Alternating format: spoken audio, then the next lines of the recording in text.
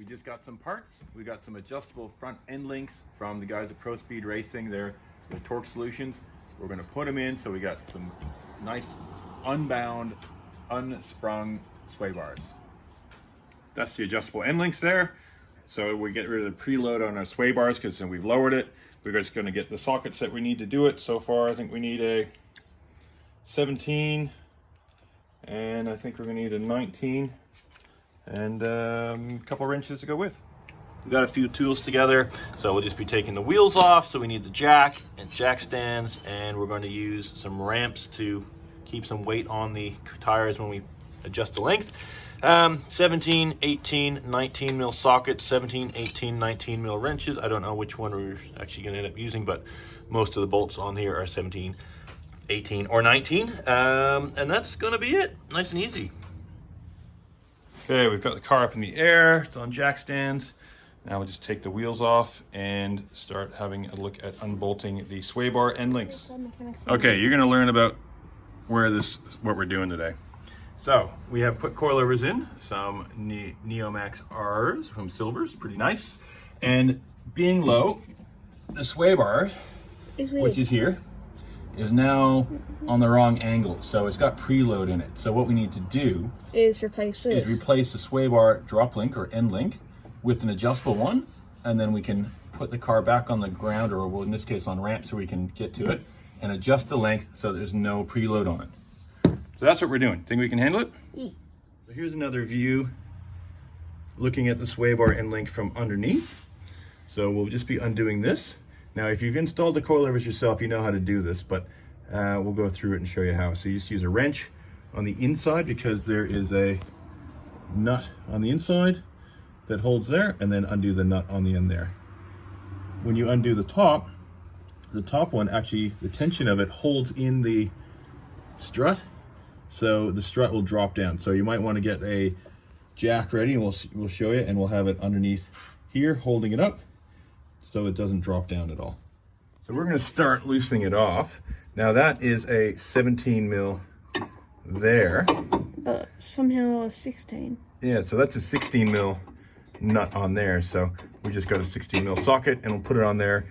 Probably use a breaker bar. There is a good bit of torque on these, and I will put the torque specs on the video as we go when we start reassembling them, but we'll just pull that apart and just get the nut off. It's probably going to be under tension, so we might have to wiggle things around. We put the jack under it to release it, and then we'll do the top one. Okay, I've got a breaker bar on this just to get it moving, and then we'll put a socket on it. There we go. Get the ratchet.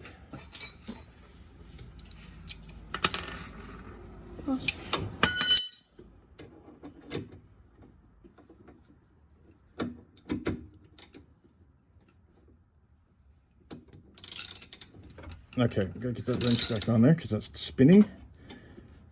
Now, hold that.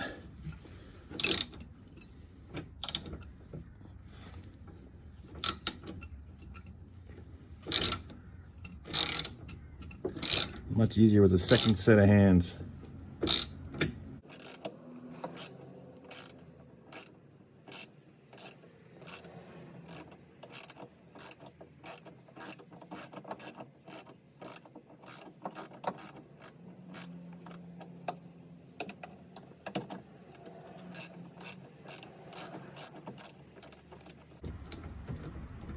Okay, get that off there now. Oh, there we go. So that is disconnected. Now for the top. So this is the top. We got the 17 on one side. Oh, this is a 17 mil wrench over here. This is an 18 mil socket. And again, we will just get the breaker bar in to get this started.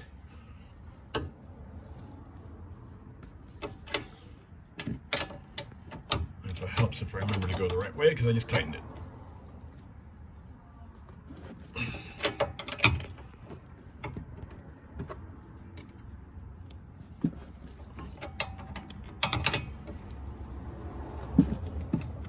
Okay, switch over to the ratchet.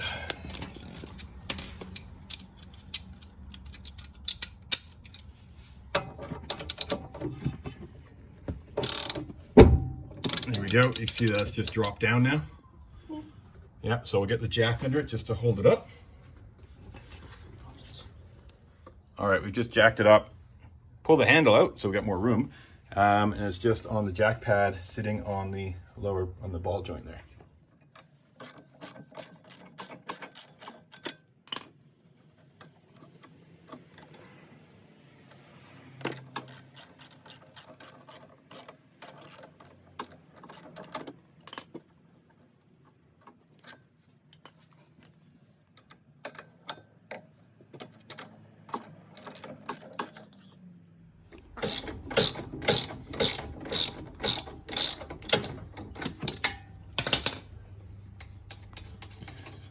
Okay, top link out. Now we're going to use that to gauge the kind of length we're going to start with, our starting length of our adjustables. So this is old to new. Old to new, so start winding it out and we'll get it. Okay, we've got the link in, pretty easy. We just set it about 15 millimeters shorter than the stock one, just for an idea of reference. So, and that we've got the other side off as well, so we can move it freely. That gets that sway bar fairly level, like so we are lifted up here, so it's not under tension. And the bar, as it's coming out, this section here is pretty level. So, but we'll check it again when it's on the ground to make sure there's no tension on it. So now we're going to just tighten it up, tighten that up, tighten the top up. Again, I'll put the torque specs on it, and we'll get it nice and snug, and then we'll get the other side done, put it on the ramps, and see how much we can do. Okay, we got a 17 mil socket and a 17 mil wrench, and we will tighten them up and then torque it down once it's all ready.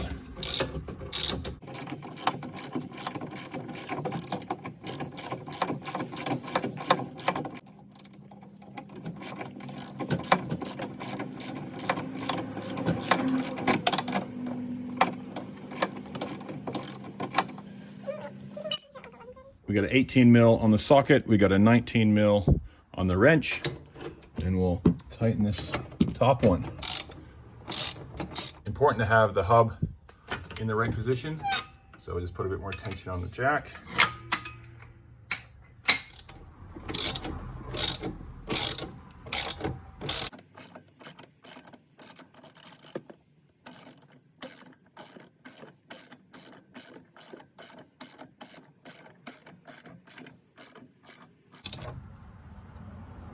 Okay, got it nice and snug. And we'll adjust it all before we torque it, like I said. Okay, we got it on ramps. So the front end has some weight on it. Ideally, you'd put it all even, but we're not putting it all up in the air. And we're gonna get underneath now, and we're gonna check the length and make sure there's no tension or preload in the sway bar links, and then we're gonna lock down the nuts. Okay, here we are underneath the car, looking to the front, so you can see our end link here. Now, this is adjusted by on turning this. Now it is slotted, but of course we can do it by hand to get it so it's not preloaded. So both sides are about the same. We counted the same number of threads. What we're gonna do is we're just gonna lengthen it a little bit more. As you can see up the front, on the sway bar, up there, we wanna get that. It's looking pretty good. It's kind of coming straight out and just up and over there. Well, look, there's no, it moves pretty freely. So there, I wouldn't say there isn't really much preload on it. We seem to got that. If I turn it a little bit shorter, it needs more tension. If I go a bit longer, it gets hard to do. So that little in-between spot of where it's just kind of loose, you can see I can kind of easily move it. That's got no preload. So if I go more, then it gets tight. If I go more that way, and that gets tight. So that there, we'll double check on the other side, but I would say that there is without preload. So we'll snug up the jam nuts.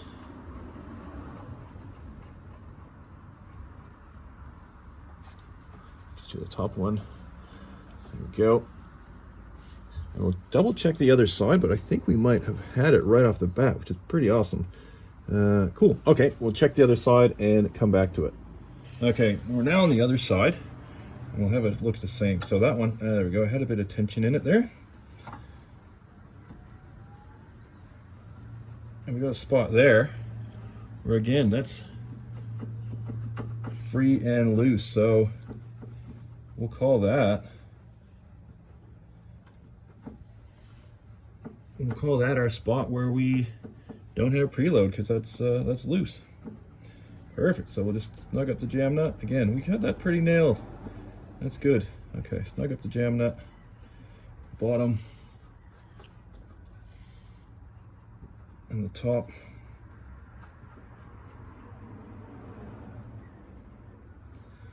We now have no preload on the front sway bar. Perfect. Now we'll just take the wheels off and torque everything back up.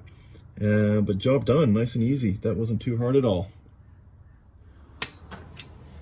So about to torque up these, and you got 65 pounds-foot or 88 newton meters for your bolts that go through for your sway bar end links. Nice and easy. That's all torqued to spec. That's torqued to spec. Now we need to lock these jam nuts. Okay, so you have a 15 mil that's got to go on here. I'm going to clear the caliper because it's off on the side. There we go. And then this is a big 22. Of course, we've got reverse thread. So the bottom is kind of reverse thread. And that's locked. On the top, we just need to pull down.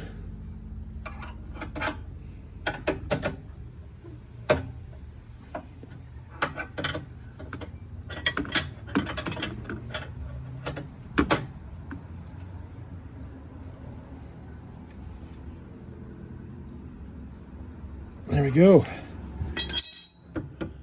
Done. Adjustable drop link, sway bar drop links are adjusted and installed.